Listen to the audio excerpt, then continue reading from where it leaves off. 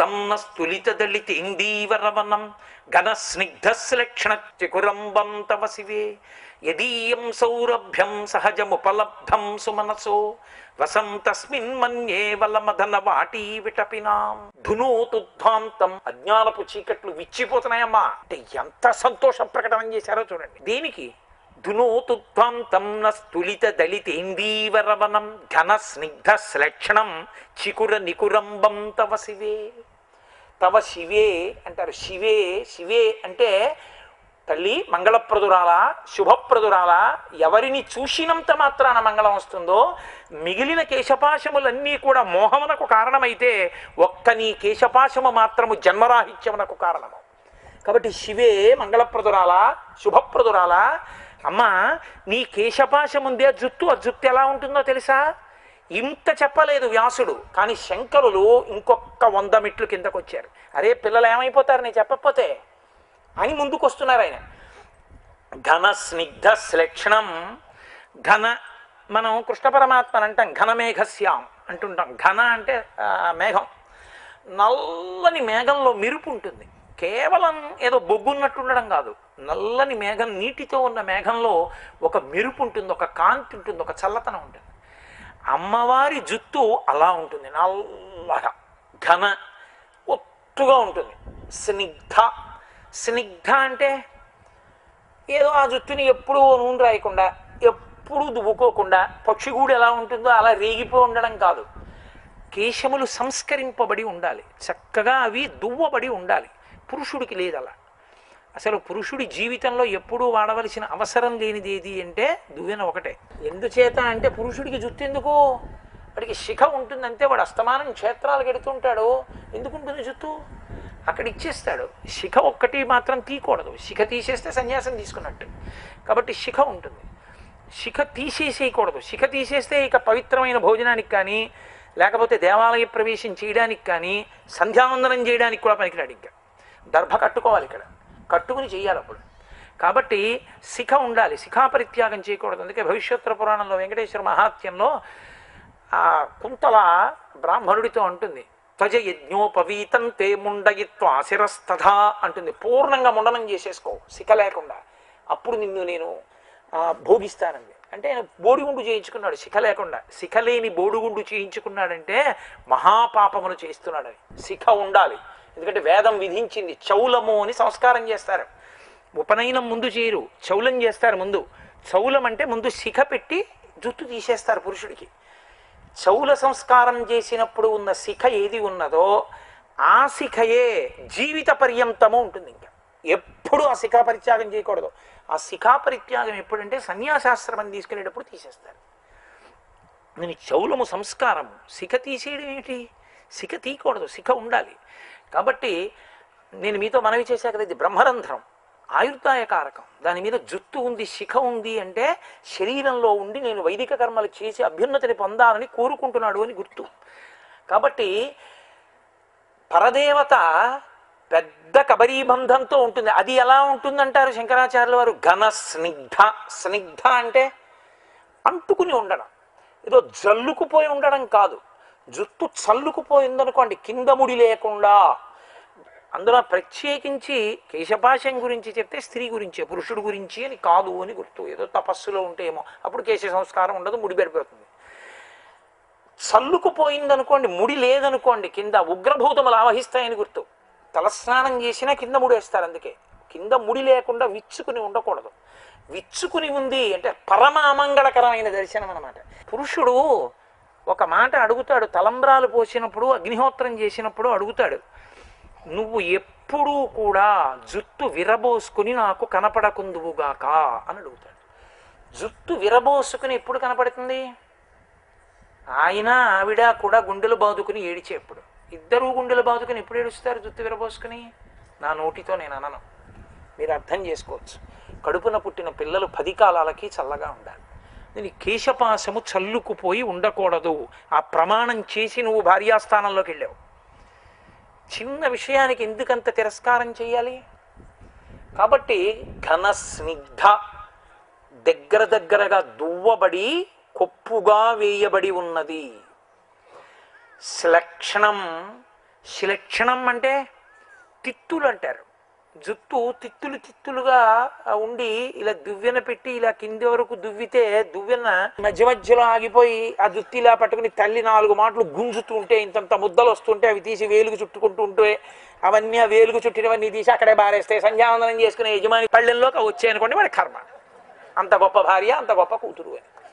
కాబట్టి శిలక్షణం అంటే అటువంటి తిత్తులు లేవు. అంటే అది రోజు ఆ జుట్టు పరమశివుడికి మంగళప్రదం కాబట్టి ఆ తల్లి అంత జాగ్రత్తగా ఉంటుందని గుర్తు. ఘన స్నిగ్ధ శ్లక్షణం చికుర నికురంబం తవ శివే. చికురములంటే వెంట్రుకలు. అమ్మా నీ జుట్టు అంత బాగా ఉందమ్మా, అది ఎలా ఉంది అంటే ఆ జుట్టు వంక చూసినప్పుడు నల్ల కలువల తండాన్ని చూసినట్టుందన్నారు శంకరాచార్యులు వారు. అందుకే ధునోతుధ్వంతం నస్తులిత దళితేందీవరవనం. నల్ల కలువ యొక్క కింది భాగంలో రేకుల యొక్క మొదటి భాగంలో నీటి బిందువులు ఉంటాయి. తెల్ల కలువకి ఎర్ర కలువకి మీరు ఇలా పెడితే అలా ఉండదు, కొంచెం వేడి వస్తుంది. నల్ల కలువలో మీరు ఇలా తల పెట్టారనుకోండి చల్లతనం వస్తుంది. చల్లతనం వచ్చి నీటి బిందువులుండి కళ్ళకి చాలా విశ్రాంతిగా ఉంటుంది. అందుకే కదా బెడ్రూమ్లో కూడా బ్లూ లైట్ వేసుకుంటూ ఉంటారు. ఆ నల్ల కలువకి ఉండేటటువంటి లక్షణం అది.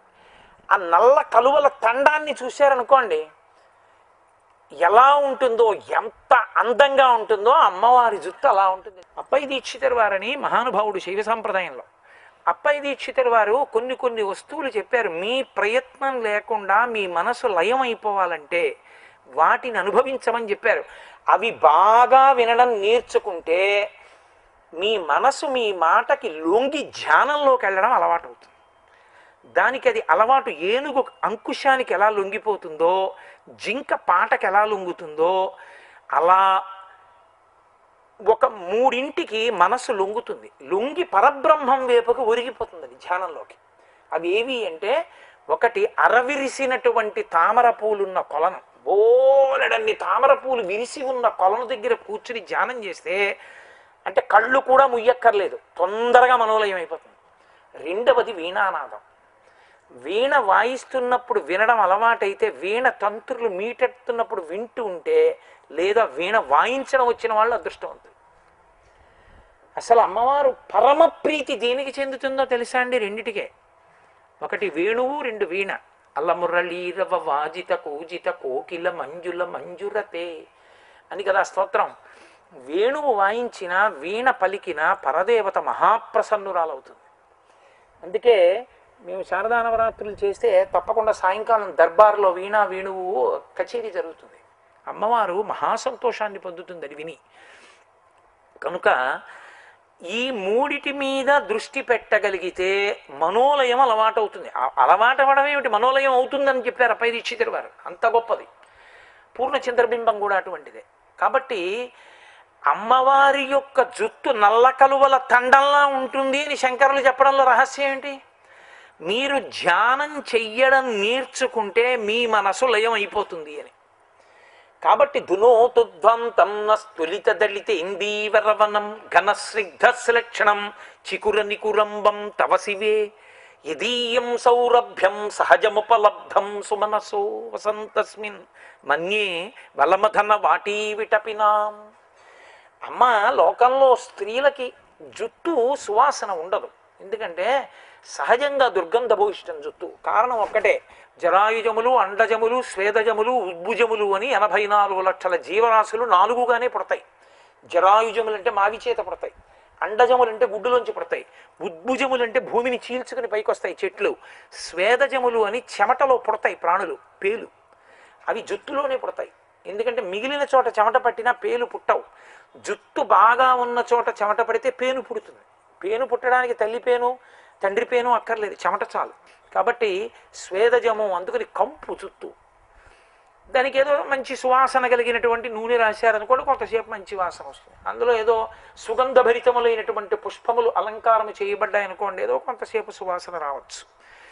పరదేవత యొక్క జుట్టు, ఆవిడ జుట్టుకి సువాసన ఏదో సుగంధభరితమైన తైలమును జుట్టు మీద రాయడం వల్ల, లేకపోతే సుగంధభరితమైన పుష్పములను అలంకారం చేయడం వల్ల రాలేదు. సహజముపలబ్ధం, ఆ జుట్టుకి సహజంగా సువాసన ఉంది. ఎంత గొప్ప సువాసనో తెలుసా అది. మందారము, నవమల్లికము, నీలోత్పలము ఇటువంటివి ఆ దేవతా వృక్షాలకు పూసేటటువంటి పూలు. ఆ పూలు మనుష్యలోకంలో ఉన్న వాళ్ళు ఎవరు పెట్టుకోలేరు. అది ఒక్క దేవతా స్త్రీలు పెట్టుకుంటారు ఆ పుష్పాలు. అవి వాడిపోవు, అంత సుగంధభరితములై ఉంటాయి.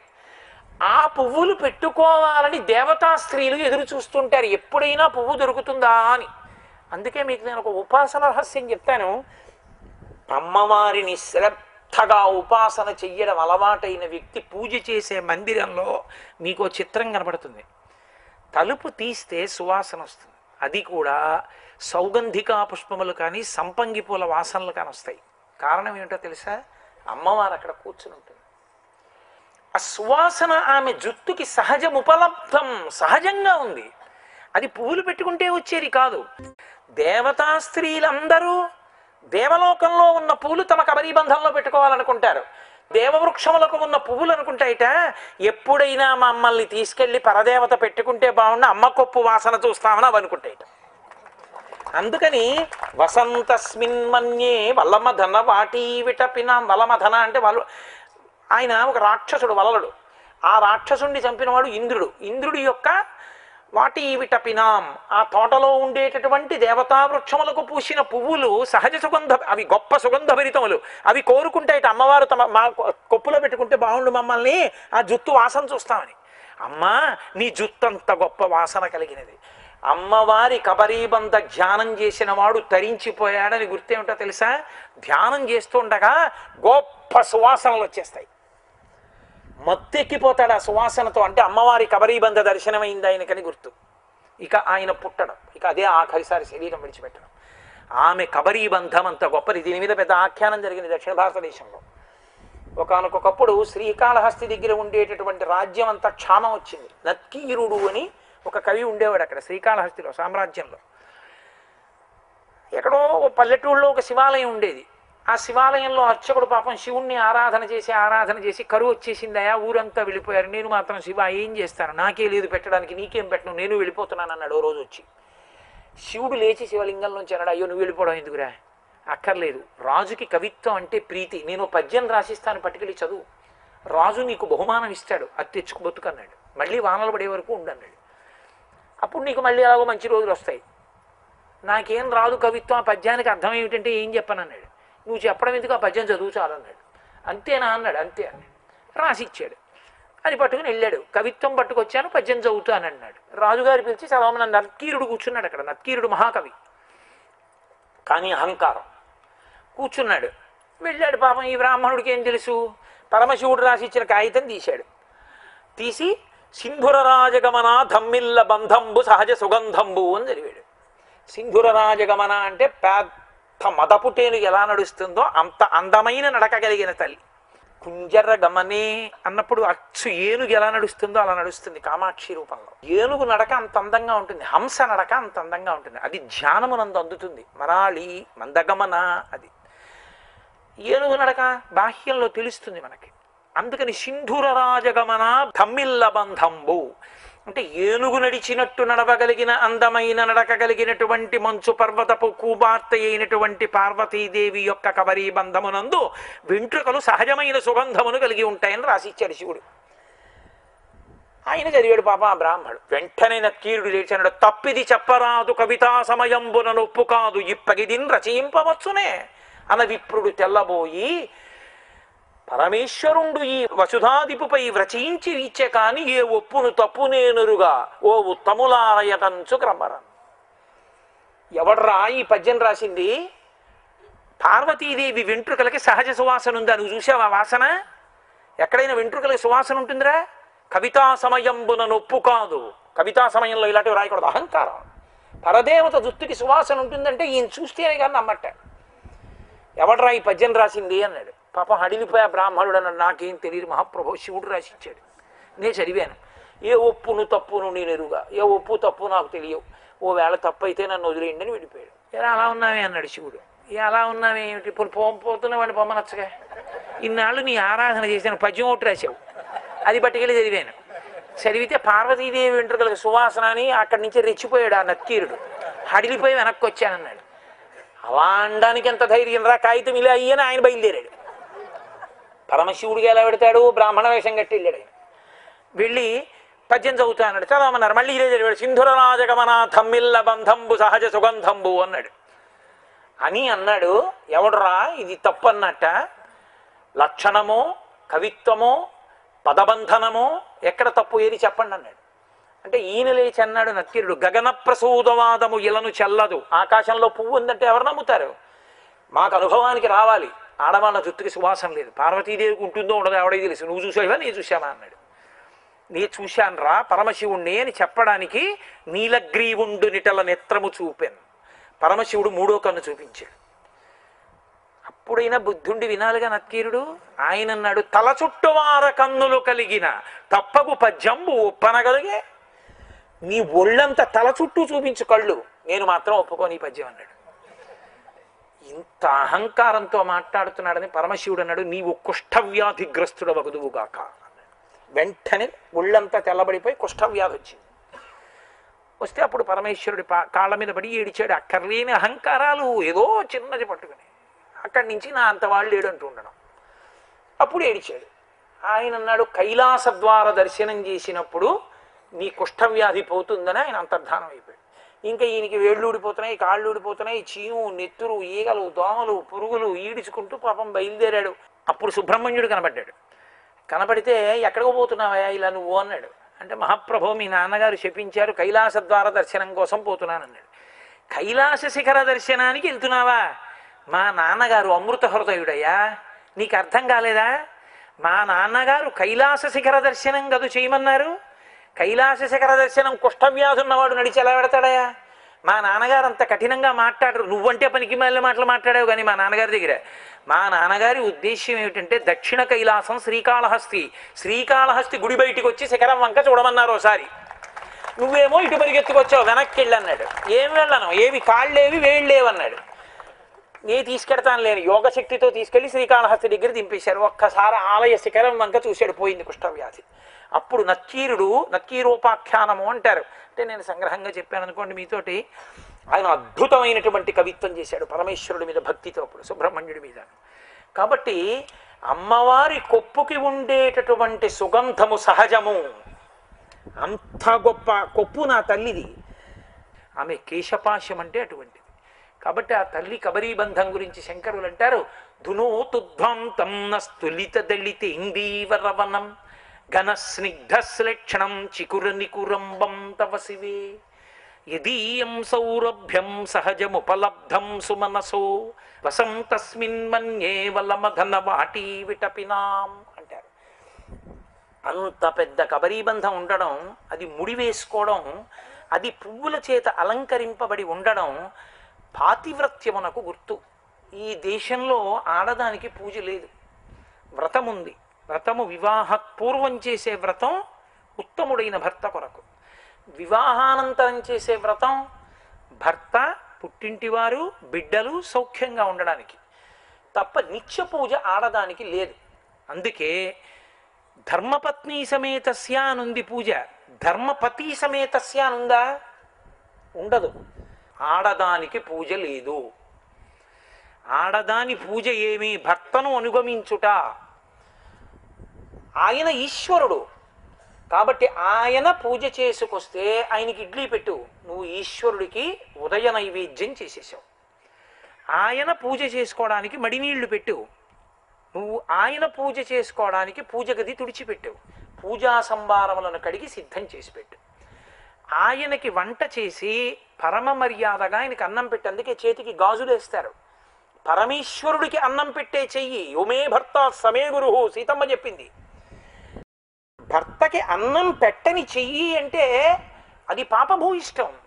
భర్తకి అన్నం పెడితే కదూ, గాజులు ఉంటే కదూ, సుమంగళి అయితే కదూ, సువాసిని అయితే కదూ ఆ చేతికో అర్థం. లేనినాడు ఆ చేతులతో ఏం చేసుకుంది, ఎవరికి పెట్టింది? అందుకే వివాహం కాకపోవడం పెద్ద దోషం, తల్లి కాకపోవడం అంతకన్నా దోషం అయిపోవచ్చు. కాబట్టి గాజుల చేతి అన్నం తిన్నాడండి ఆయన అంటారు. ఐశ్వర్యం అంటే తన ఇంటి లక్ష్మి, గృహలక్ష్మి, గృహే గృహే. లక్ష్మీదేవి ఇంద్రుడికి కనపడింది. ప్రతి ఇంటి లక్ష్మి ఇల్లాలే. లక్ష్మి చేతి వడ్డన, అందుకని గాజులు వేసుకుని వడ్డిస్తుంది మాధవుడు, ఆయన నారాయణుడు. అమ్మవారి కబరీబంధ దర్శనము అంటే ధ్యానం. ఆవిడ మహాపతివ్రత కాబట్టి ఆమె జుత్తు వేసుకోవడం అంటే ఆవిడ పాతివ్రత్యంలో ఉంటుంది. పాతివ్రత్యం అంటే పతిని అనుగమిస్తుంది. ఏం చేయనివ్వండి ఒకటే ప్రశ్న వేసుకుంటుంది, ఈ పని నేను చేస్తే నా భర్త కీర్తి ఏమిటి? అదొక్కటే ప్రశ్న. నా భర్త కీర్తికి కళంకం చేయదు, నా భర్త కీర్తి ఇనుమడిస్తుంది, చేస్తుంది, అంతే. అది మీరు ఏ రూపంతో చెప్పండి, సీతమ్మ వేరండి, లక్ష్మి వేరండి, లలిత వేరండి, ఆ పనికి మాలిన మాటలు. ఏ రూపంతో ఉన్నా అంతే అమ్మవారు. సీతమ్మగా ఉందనుకోండి, సుందరకాండలో హనుమ వచ్చారు, ఎంత కష్టం అండి. రాముడి కష్టం కన్నా సీతమ్మ కష్టం ఎక్కువ. రాముడికి కష్టం చెప్పుకోవడానికి మనిషి ఉన్నాడు, సీతమ్మకి మనిషి లేడు. ఆడది అంత కష్టంలో ఉన్న నా తల్లి 10 నెలలు ఏకధారగా ఏడ్చింది. బాష్ప గద్గదయా వాచ అన్నారు మహర్షి. అటువంటి తల్లి దగ్గరికి హనుమ వెళ్ళి, నిన్ను అమ్మా తీసుకెళ్లి రామచంద్రమూర్తి దగ్గర అర్పణ చేసేస్తానమ్మా, వచ్చి నా భుజం మీద కూర్చో అన్నారు. ఆవిడంది, భర్తుభక్తిం పురస్కృత్య రామదన్యస్య వానరా నస్పృశామి శరీరంతో పుంసో వానర పుంగవ. తెలివి లేనప్పుడు, స్పృహ లేనప్పుడు రావణుడు నన్ను అపహరించాడు. తెలివిలో ఉండి నేను పరపురుషుణ్ణి ఎంత కొడుకులంటి వాడివైనా ముట్టుకుని నేను రాను. నా భర్త లేనప్పుడు రావణుడు ఎత్తుకొచ్చాడు, రావణుడు లేనప్పుడు నా భర్త కూడా నన్ను ఎత్తుకుపోయేటట్టు చేస్తే ఆయన కీర్తి. రాముడు రావాలి, రావణుణ్ణి చంపాలి, నన్ను తీసుకెళ్ళాలి, అప్పుడు రాముడికి కీర్తి. అందుకు రానంది ఆవిడ. అది పాతివ్రత్యం. భర్త కీర్తిని ప్రశ్న వేసుకుంటుంది. కాబట్టి నా తల్లి ఎప్పుడు ఏ పని చేసినా ఆమె అంతటి మహాశక్తి స్వరూపిణి, ఆదిశక్తి. శివుని కదలిక కూడా ఆమె వలనని. శివశక్త్యాయుక్తో యది భవతి శక్త ప్రభవితుం నచేదేవం దేవో నకలు కుశల స్పందితుమపి అతస్వామారాధ్యాం హరిహర విరించాదిభిరపి ప్రణంతుం స్తోతుం వా కథమకృత పుణ్య ప్రభవతి అంటారు శంకర్లు. ఆమె శక్తిగా లేకపోతే కదలగలిగిన వాడెవరు? అటువంటి తల్లి, అటువంటి జగన్మాత నేను గొప్ప అనదు. ఆమె గృహిణీ స్వరూపంలో ఉంటుంది, నేను ఇల్లాలంటూ. అందుకే లలితగా ఆవిడ ఆవిర్భవించగానే మహాకామేశ్వరుడి చేత మంగళసూత్ర ధారణ చేయించుకుని ఆయనకి ఇల్లాలని అని కూర్చుంది. ఆమె శ్రీమాత, శ్రీ మహారాజ్ఞి అయినా పరబ్రహ్మ మహిషి. ఆయన ఇల్లాలు. పక్కన భర్త పక్కన ఇల్లాలంటుంది తప్ప నా అంత నేను ఆయనదే ఉంది అందెప్పుడు. అది ఆమె పాతివ్రత్యం.